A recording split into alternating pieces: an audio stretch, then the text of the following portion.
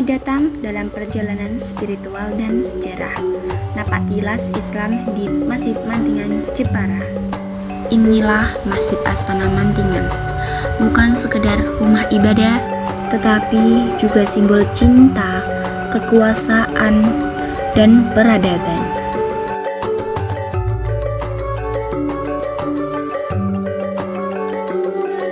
Dan ini Bapak Sutarya, narasumber yang kami wawancarai. Beliau saat ini menjadi dosen Unisnu Jepara dan wakil ketua yayasan yang mengelola situs Masjid Astana ini.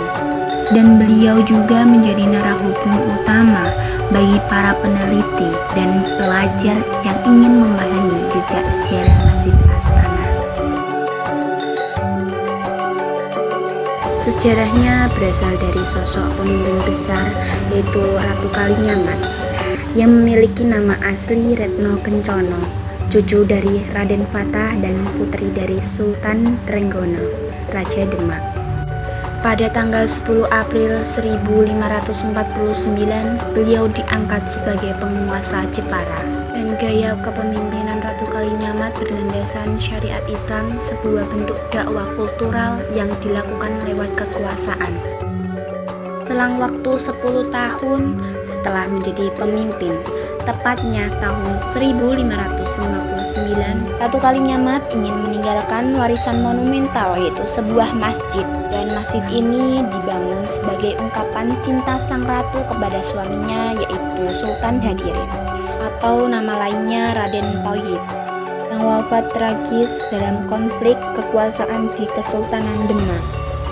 Untuk membangun Masjid Astana ini, Ratu Kalinyamat menunjuk arsitek handal keturunan Tionghoa bernama Ji Wiwan.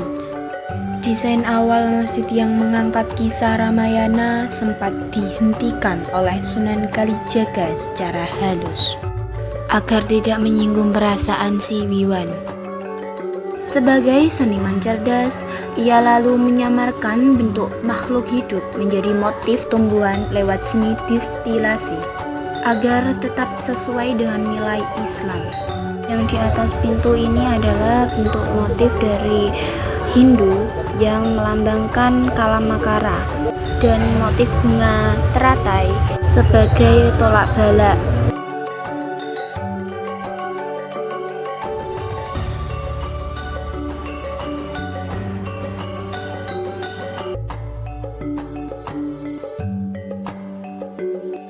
Masjid Astana adalah perpaduan tiga budaya, Islam, Hindu, dan Cina Tionghoa.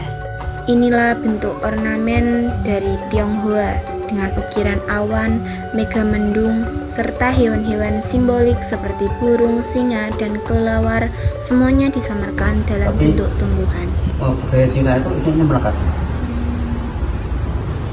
Dan karena yang bikin orang ini Cina lagi. Terus Islam, ini Islam. Ini kan Arabes Ab Israel. Dan ukiran ini tidak boleh disentuh oleh siapapun karena bisa mengurangi usia artefak ini.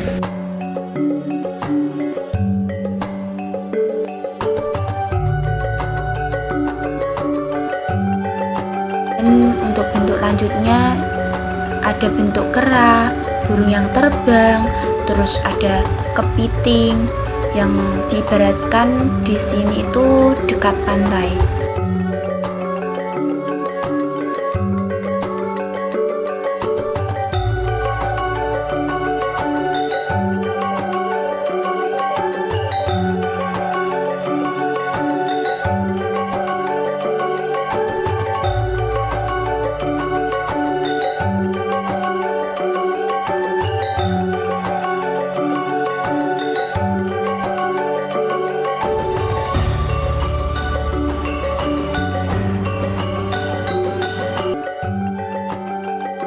Pelestarian masjid ini dilakukan oleh Badan Pelestari Cabang Budaya, yaitu BPJB, dan tokoh lokal seperti Pak Sutarya dan Mas Amin.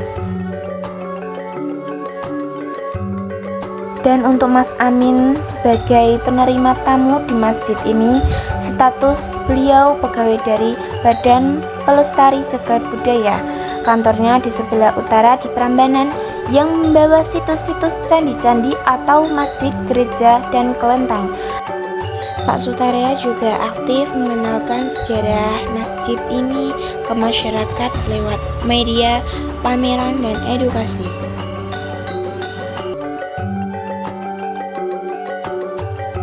Bahkan ukiran Jepara yang terkenal itu bermula dari Masjid Mantingan, tempat lahirnya industri seni ukir yang kini mendunia. Pesan dari beliau untuk melestarikan Masjid Astana Jepara, beliau menginformasikan di media, termasuk adanya pameran, orang-orang bisa mengetahuinya. Dan adanya storytelling tentang ini bisa juga dijadikan buku, agar generasi selanjutnya ikut senang dan ikut merasa memiliki. Dan pada intinya, supaya generasi muda bisa menguri-nguri budaya ini.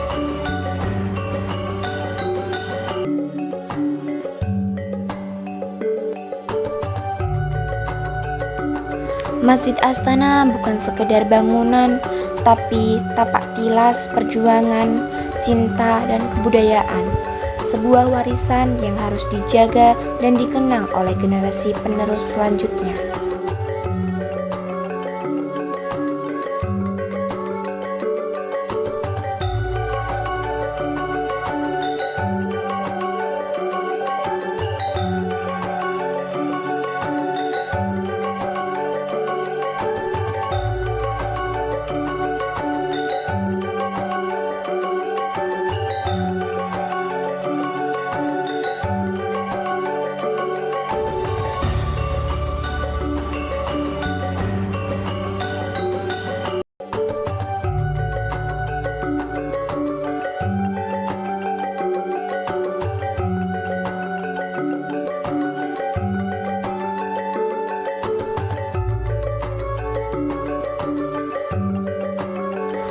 Di kompleks masjid ini juga menjadi makam bangsawan terbagi dalam ring 1 hingga 4. Hanya keturunan atau tokoh tertentu yang dimakamkan di ring 1 dan 2.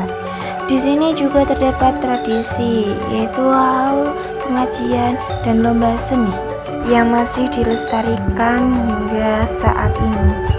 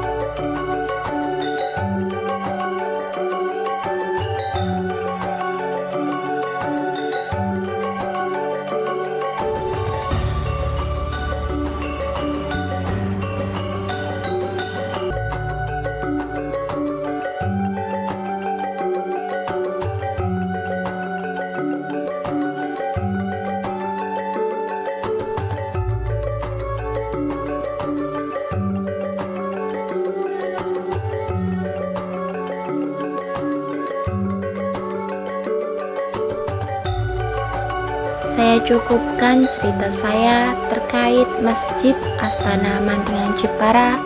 Jika ada kesalahan kata dan kekurangan kata, mohon dimaafkan. Terima kasih sudah menonton video saya kali ini. Wassalamualaikum warahmatullahi wabarakatuh.